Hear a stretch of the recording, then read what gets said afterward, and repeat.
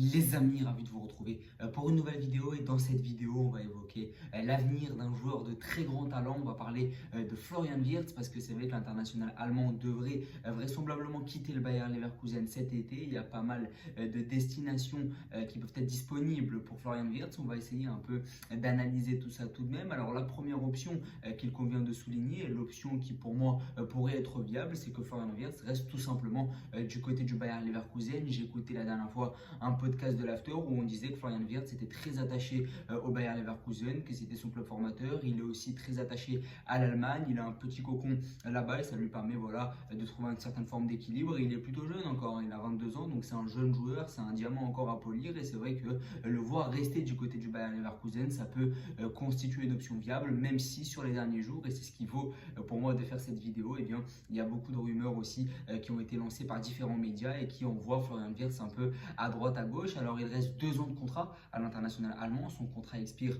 en 2027. Cette saison en Bundesliga, il réalise une très belle année. Sur le plan statistique, elle est même meilleure que sur la saison du titre de Leverkusen la saison passée. Il est à 10 buts et 14 passes décisives, donc on est quand même sur un joueur qui a des standards très élevés. Et c'est vrai qu'il a encore réalisé une très belle saison, même s'il a encore eu quelques pépins physiques, des pépins qui l'ont privé de la sélection allemande en mars dernier, où il avait raté peut-être 4-5 matchs avec le Bayer Leverkusen. Donc c'est un joueur de très grande qualité, très grand talent là aussi, mais il y a des doutes sur sa santé physique. C'est vrai que c'est un joueur qui se blesse souvent. Il est revenu des croisés qu'il s'était fait il y a cela quelques années quand il était un peu plus jeune. Xabi Alonso a réussi à le relancer et à faire de lui la principale arme offensive du Bayer Leverkusen, l'un des principaux artisans du titre des hommes de Xabi Alonso la saison passée. Mais je reste quand même un peu sur ma faim sur Wirtz, notamment en sélection allemande pour le moment. Lors du dernier Euro, il avait joué les 3 premiers matchs de poule avant d'être mis sur le banc par Julian Nagelsmann au profit de Leroy Sané. Donc c'est un joueur qui n'est pas encore à 100% titulaire en sélection. Sa combinaison, et on va en parler plus tard dans cette vidéo, avec Jamal Musiala, son duo, il est plutôt bon. Il avait été excellent face à l'équipe de France lors d'un match amical, je crois que c'était en mars dernier, où il avait marqué un superbe but dès la première minute. Je crois que c'était du côté de Lyon. Donc il a quand même certaines références en sélection, mais je trouve qu'au plus haut niveau, dans une compétition comme l'Euro par exemple, j'ai été encore un peu sur ma faim. Il avait été très bon contre l'Écosse lors du match d'ouverture, mais derrière il avait montré un peu plus de difficultés, là où Jamal Musiala a vraiment pris le lead technique de cette sélection allemande, et c'est ce qui place pour moi Jamal Musiala au-dessus pour le moment du joueur du Bayer Leverkusen, même si on n'est pas là pour faire des comparaisons à la con. On est vraiment sur 2 joueurs de très grand talent. Maintenant qu'on a refermé cette parenthèse sur les réticences que j'ai sur Wirtz, à savoir sa santé physique et à savoir le manque de référence qu'il peut encore avoir dans les très grands matchs, notamment avec sa sélection, eh bien, il convient de souligner que c'est un joueur de très grand talent et on va essayer de s'épancher sur sa situation contractuelle et sur son avenir. Alors la première destination où Florian Wirtz pourrait atterrir, eh c'est pas si loin que ça, c'est le Bayern Munich, tout simplement le principal concurrent du Bayer Leverkusen. On l'envoie du côté du Bayern tout simplement parce que le Bayern est le club allemand le plus prestigieux. C'est normal qu'un joueur allemand de grand talent soit annoncé du côté du plus grand club allemand, évidemment. Alors pour moi, ça peut être une très belle option là aussi. Il serait associé à son coéquipier de la sélection, Jamal Musiala. On pourrait avoir un duo extraordinaire qui pourrait vraiment relancer le Bayern, qui pourrait vraiment permettre au Bayern d'instaurer une forme de renouveau. Avec en plus Michael Olise, on aurait vraiment une ligne de 3 de très grand talent. Maintenant, j'ai des réticences tout de même sur la signature de Florian Wirtz du côté du Bayern, tout simplement pour le Bayern Munich, parce que forcément, le Bayer Leverkusen va facturer Florian Wirtz beaucoup plus cher que pour un club étranger. C'est normal, le Bayern Munich c'est un concurrent du Bayer Leverkusen, c'est même le principal concurrent du Bayer Leverkusen, et c'est vrai que cette équipe et cette direction du Bayer Leverkusen va vouloir facturer beaucoup plus cher le potentiel transfert de Florian Wirtz du côté du Bayern, plutôt que s'ils le vendent à City ou au Real, où les prix vont évidemment baisser parce que c'est pas des concurrents directs. Donc c'est vrai que mes réticences, elles sont sur le fait d'un point de vue tactique que pour moi, Musiala, Olise et Wirtz, ça va un peu se marcher dessus. Je trouve quand même qu'on est sur des profils assez axiaux, des joueurs qui vont beaucoup repiquer dans l'axe, et ça risque un peu de se marcher dessus. C'est ce pourquoi Nagelsmann avait peut-être un peu changé aussi son équipe lors de l'Euro 2024. Il avait décidé de mettre Leroy Sané parce que Sané va apporter beaucoup plus de profondeur, beaucoup plus de largeur, là où Wirtz et Musiala sont très bons à deux dans les petites combinaisons, dans les petits espaces, mais ça peut un peu se marcher dessus. Il n'y aurait pas vraiment de chef d'orchestre, il y aurait vraiment 2 joueurs qui se partagent les tâches, et ça c'est pas toujours optimal. Il vaut mieux toujours avoir un joueur qui fait le jeu, et c'est vrai que les 2, voire même les 3 avec Michael Olise, ça peut être compliqué, ça peut un peu se marcher dessus. Après, ça peut aussi être très intéressant d'avoir un Wirtz à gauche, Musiala en 10 et Olise sur le côté droit, et ça pourrait être intéressant si chacun est vraiment à un rôle précis. Donc voilà, ma principale réticence, elle se situe dans le fait que le Florian Wirtz, Musiala et Olise ont un peu des profils similaires, mais globalement, je serais plutôt content que Wirtz signe du côté du Bayern. Il retrouverait beaucoup de ses coéquipiers en sélection, donc l'intégration serait plus facile. Il renforcerait un Bayern Munich qui a besoin de joueurs de ce talent-là, et surtout, ça permettra à Florian Wirtz de rejoindre un club de très grand talent et de plus grand prestige que le Bayer Leverkusen. Donc là aussi, ça peut être une option viable pour Florian Wirtz que de rejoindre le plus grand club allemand de tous les temps.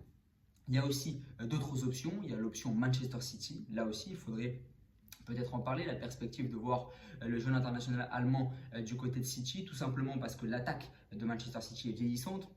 À part Foden, Haaland ou encore Savinho, derrière on a quand même pas mal de joueurs vieillissants avec De Bruyne et Silva. De Bruyne va d'ores et déjà quitter les Sky Blues. Bernardo Silva devrait vraisemblablement emboîter le pas à l'international belge. Et là aussi, il faudrait régénérer cette attaque de Manchester City. Et je pense que Florian Wirtz en est tout à fait capable. Là aussi, j'ai une réticence concernant Manchester City, c'est que l'intensité de la première ligue elle est très élevée. Florian Wirtz, c'est un joueur qui est assez fragile sur le plan physique, il l'a montré sur les dernières années. Donc l'acclimatation pourrait être difficile, mais voir Florian Wirtz sous les ordres de Pep Guardiola, ça peut être très intéressant sur la continuité de ce qu'il a connu avec Xabi Alonso du côté de Leverkusen, donc un coach espagnol qui va prôner la verticalité, qui va prôner la possession du ballon. Ça peut être très intéressant dans un système assez similaire que celui qu'il a pu expérimenter sous Xabi Alonso au Bayer Leverkusen. Donc ça peut être très intéressant, même si encore une fois j'ai une autre réticence qui réside dans le fait que cette équipe de Manchester City elle a réalisé une saison très moyenne, pour pas dire mauvaise, dans les standings de Manchester City, et j'ai peur que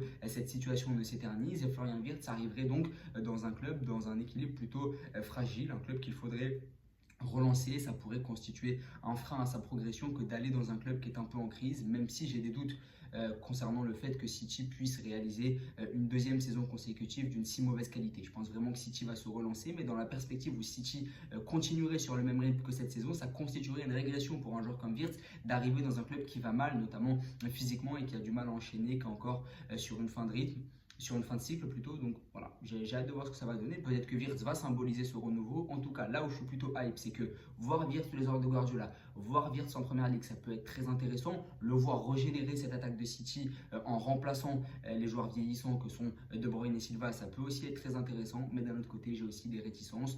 Je pense que l'intensité de la première ligue pourrait être difficile à encaisser pour Wirtz au début. Je pense aussi que cette équipe de City, elle peut encore être en effort, mais ça peut constituer un frein à sa progression.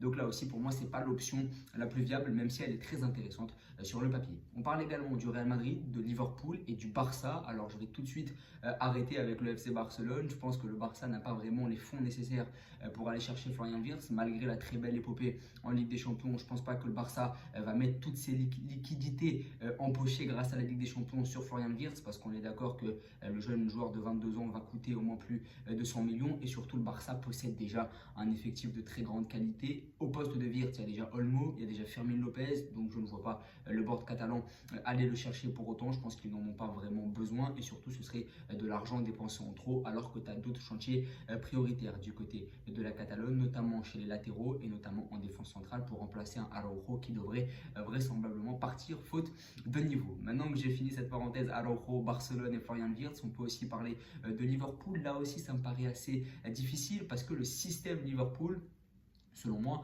ne correspond pas vraiment aux qualités de Wirtz. Là, on est sur un Liverpool qui joue en 4-3-3. On l'a vu avec ce milieu McAllister, Gravenberch et Szoboszlai. Où est-ce que tu mettrais Florian Wirtz là-dedans? Il n'y a pas vraiment de place pour un numéro 10. Même Szoboszlai, qui est un numéro 10 à la base, eh bien, c'est plus un 8 du côté de Liverpool. Et donc, dans ce système d'Arne Slot, je le vois mal intégrer un milieu à 3. Je pense que ça manque quand même encore un peu d'intensité et de rythme dans le jeu de Florian Wirtz. C'est un créateur, c'est un joueur qui ne va pas faire énormément d'efforts physiques. C'est pas quelqu'un qui a beaucoup d'intensité dans ses courses, même s'il fait les efforts, évidemment, il ne rechigne pas là-dessus, mais ce n'est pas sa qualité première. Et dans l'intensité du jeu d'Arne Slot, je ne vois pas Florian Wirtz s'intégrer. Et puis sur les côtés, là aussi, ce n'est pas vraiment une option. Mohamed Salah va rester et Luis Diaz est déjà installé. Surtout Luis Diaz, c'est un joueur dont Arne Slot a besoin dans ses courses dans la profondeur, dans sa qualité de percussion, alors que Florian Wirtz c'est davantage un créateur axial. Pour moi, Florian Wirtz c'est un joueur qui doit jouer dans un 4-2-3-1. Dans le 4-3-3 d'Arne Slot, ça peut être très compliqué pour moi à assumer. Donc pour moi, ce n'est pas une option viable là aussi. Et il y a une dernière option qui est le Real Madrid. Forcément, quand il y a un jeune qui éclot